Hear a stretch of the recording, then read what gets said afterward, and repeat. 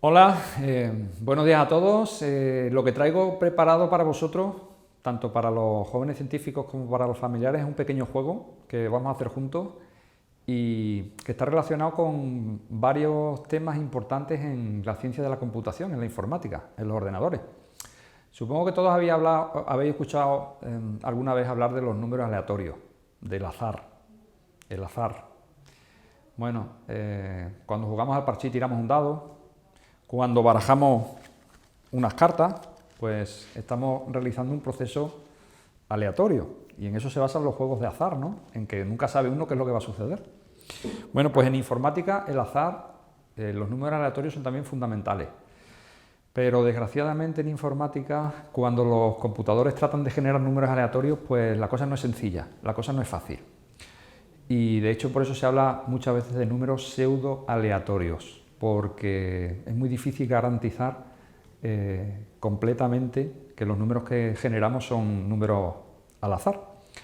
Pero bueno, quiero contaros esto que es un tema muy importante, se utiliza mucho para... Bueno, es tan importante que en los años 50 hubo una empresa, Rand Corporation, que editó un libro con 1 millón de números aleatorios, porque en informática son tan importantes que muchas veces no había más remedio que ir al libro y buscar números que fueran realmente aleatorios, ¿no? Entonces, para conseguirlo se editó ese libro, ha tenido una reedición en el año 2001, fijaros lo importante que es.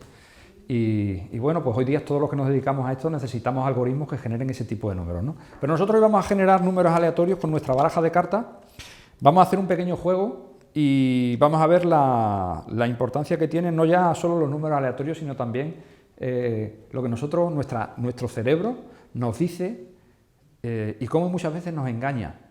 Suceden cosas que nuestro cerebro procesa de una manera que no es correcta. De hecho, hay procesos en inteligencia artificial, que es una inteligencia con la que tratamos de emular la inteligencia humana, que a veces funciona mejor que la propia inteligencia humana y precisamente por eso, porque nuestro cerebro no nos engaña. Y lo que voy a mostraros hoy es cómo nuestro cerebro nos engaña con un juego de cartas y bueno, y veréis cómo sucede esto. Es posible que alguno hayáis oído hablar alguna vez de este punto ciego que tenemos en nuestra visión.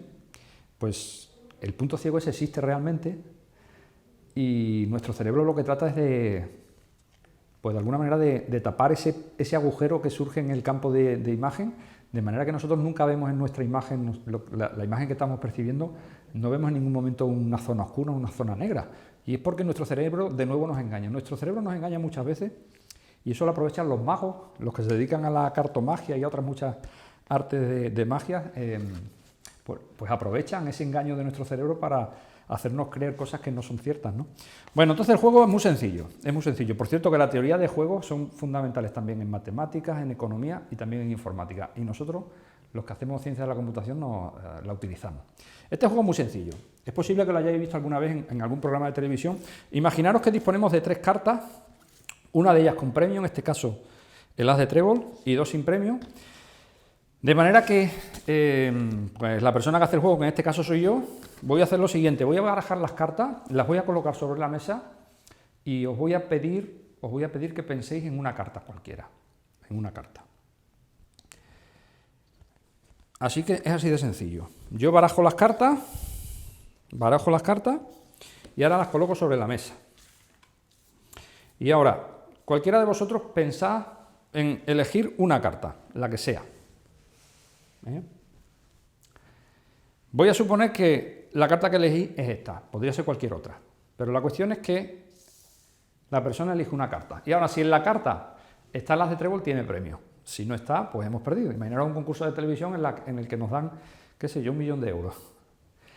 Y ahora el presentador, que soy yo, una vez que la persona que juega, que sois vosotros, ha elegido la carta, el presentador, que soy yo, dice: pues mira, antes de levantar la carta y ver si tienes premio, voy a levantar esta en la que vemos que no hay premio. Y ahora te pregunto, ¿te quedas con tu carta o quieres cambiarla? Y ahora quiero que penséis cada uno de vosotros qué haríais.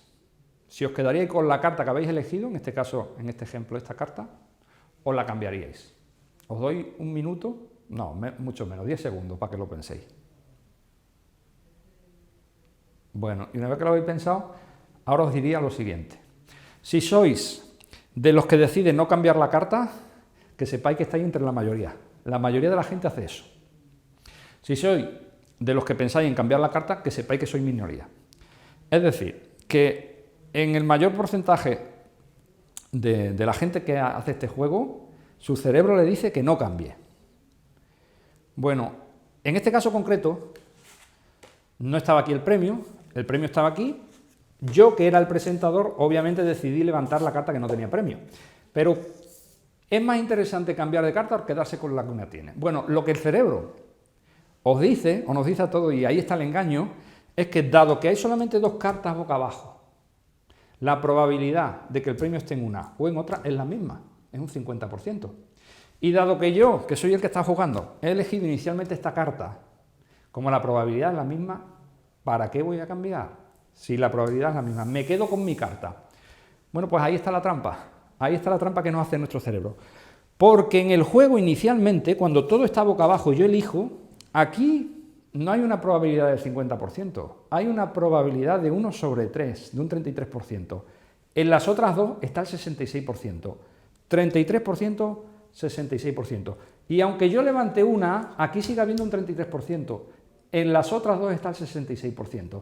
Y por eso que en las otras dos la probabilidad de ganar es más grande, y dado que una ya la he descartado, me interesa cambiar, porque esa carta tiene más probabilidad que esta. Bueno, entonces, para que veáis esto todavía de una manera más clara, en lugar de trabajar con 3 cartas, vamos a trabajar ahora con 5 cartas. Fijaros, yo tengo 5 cartas. Cuando las pongo boca abajo, están barajadas, y el usuario elige una sola carta, por ejemplo esta. ¿Cuál es la probabilidad de que en esta carta o en cualquiera otra esté el premio? Pues es 1 entre 5, es decir, un 20%. Esta tiene un 20% la probabilidad de que esté el premio. 20%, 20, 20 y 20. De manera que en la que yo he elegido el usuario, el que juega, tengo un 20, mientras que en las otras 4 de manera conjunta tengo un 80%. Esto significa que cuando yo levanto 3 cartas, allí sigue habiendo un 80%. Porque el usuario cuando eligió esta tenía solamente un 20%. Y por lo tanto, en la carta que queda boca abajo tengo un 80% de probabilidad. Entonces, ¿qué interesa? ¿Quedarme con esta que tiene un 20% o quedarme con aquella que tiene un 80%? Pues obviamente interesa quedarme con aquella. De alguna forma, es como si yo al usuario le estuviera diciendo, mira,